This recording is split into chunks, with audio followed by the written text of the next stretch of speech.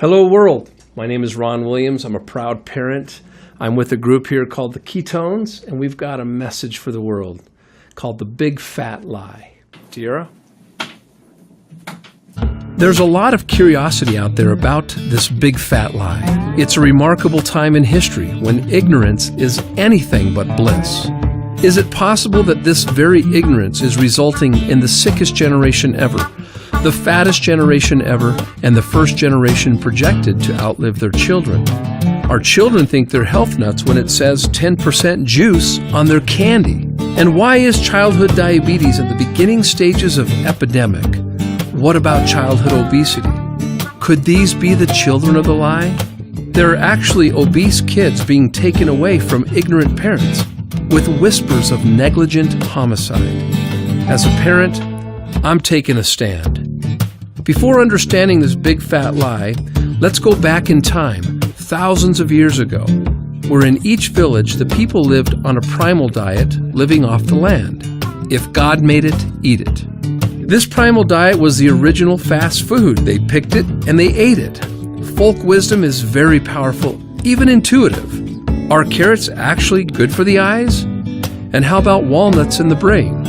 And why does a tomato look just like a heart? And oh yeah, primal wisdom included walking. Sounds like they had a ton of energy to me. Maybe their kind of ignorance was a blessing, while ours, a curse. This primal diet extends the benefits of ketosis beyond birth. Well, what is ketosis? It's where our energy came from burning fat before the man-made invention of packaged carbs we know today. Now, fast forward from that village to cold concrete, from ketosis to mictosis. The fast food munchable era of foodless foods and lifeless drinks, fruit, loops and crunch, berries and apple jacks. Suddenly the big fat lie is born. Man-made packaged addictive carbs bearing fat-free or sugar-free on their labels. Now, there are huge carboholics everywhere with addictive compulsive eating patterns, with addictive compulsive spending patterns for their next fix. Could it be that carboholic behavior was created in labs, perfecting the carboholic business model? Bet you can't just eat one? Maybe somebody in some lab somewhere has hedged their bets like a thief in the night, robbing you of your willpower, pocketbook, your health, wellness, even your divine being. Have we become human pawns or test subjects to the big fat lie, with big fat business models that prey upon the ignorance of the emerging shorter, fatter, and dumber population? We cannot create and sustain our dreams if we're stepping over our health to get there. Consider the effects on our self-worth, our love, and our intimacy, inherited by default to our children who are all but blindfolded by their innocence during this execution of this chemical warfare, a slow but spendy death, digging graves with our own knives and forks.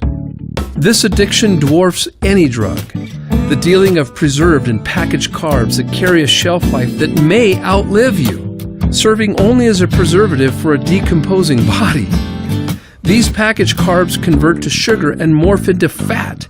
Ask any diabetic. The economics are astounding. These foods top the charts on the glycemic index.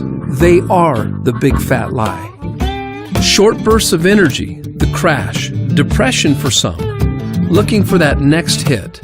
Then pull out your wallet, fork out even more money, and actually pay for a heavier, lazier slave to this addictive cycle.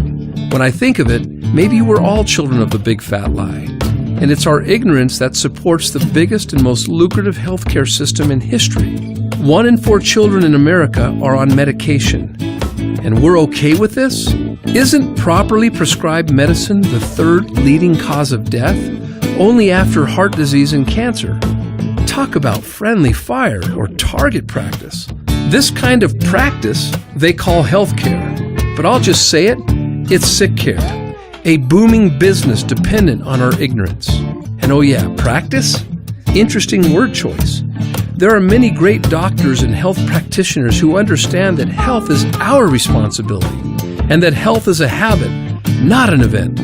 There used to be doctors on this planet that were only paid when we were healthy. Imagine that. We have to get real by acknowledging the big elephant in the waiting room, the patient. Before any practice, why don't we all play the game of health first? The results of our ignorance weighs in heavier than any body of people in the history of man, literally. From primal to carnal, from the village to concrete, ketosis to mictosis. Ignorance will give each other the benefit of the doubt. The big fat lie preyed upon our ignorance. But as of right now, ignorance is no longer an excuse. For me, for you, for our children, or anyone who hears this message, it's now on us. Let's take this lemon and make lemonade. Let's take this fat and make energy. Let's give our joints and organs a rest. Let's bring back all of our beauty and our self-worth. Everywhere you look, there are credible studies that educate us on ketones and general health, energy, cognitive function, and even more serious health concerns that include inflammation and obesity. And you thought these packaged drug-like carbs gave you energy? Fat produces 225% more energy. Maybe that explains why babies are born in ketosis.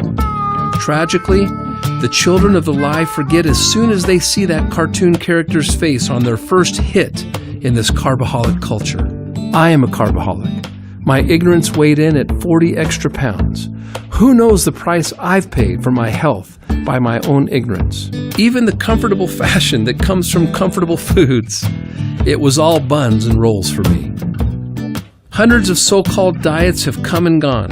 Trendy diets that steal life and energy from your future.